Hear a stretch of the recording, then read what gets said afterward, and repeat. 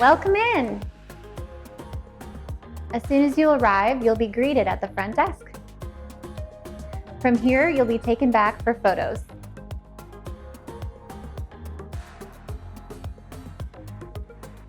Here is where we get your photos for your consultation. We do several different angles as represented by the photos on the wall. After you get your photos taken, we'll take you back to complete your paperwork.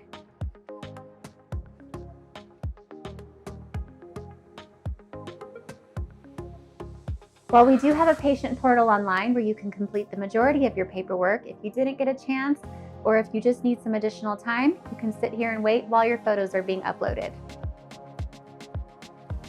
After your photos are uploaded, you'll be taken back to meet with the surgeons.